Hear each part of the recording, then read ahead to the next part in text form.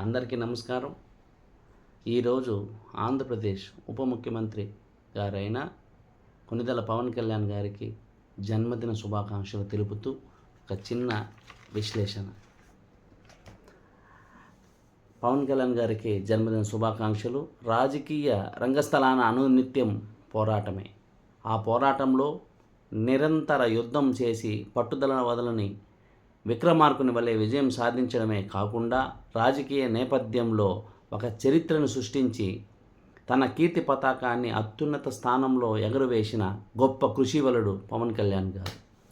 ఇంట్లో నిరుత్సాహం, వీధిలో అవమానించే సన్నివేశాలు, వృత్తిలో అనగదొక్కాలనే ప్రయత్నాలు, అటువంటి పరిస్థితులను సైతం చుట్టుముట్టి జీవిత చదరంగంలో ప్రతి పాత్ర ఆయనకు వ్యతిరేకంగా మారినా అదరక బెదరక తాను నమ్మిన సిద్ధాంతం కోసం నిలబడి ఈరోజు ప్రజానాయకుడైనాడు.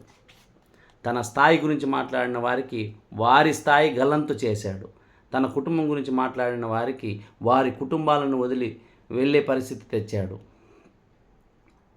తన వ్యక్తిగత జీవితం గురించి మాట్లాడిన వారిని వారి వ్యక్తిగత చిరునామా లేకుండా చేశాడు.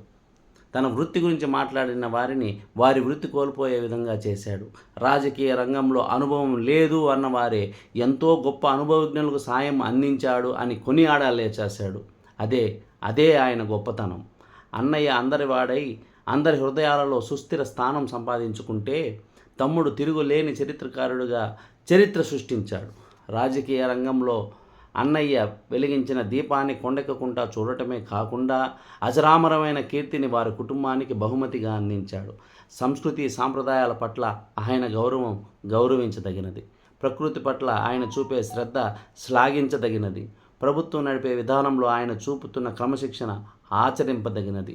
ఆయన తీసుకునే నిర్ణయాలు సాహసోభరితం. ఆయన నడిచే విధానం ఎందరికో స్ఫూర్తిదాయకం.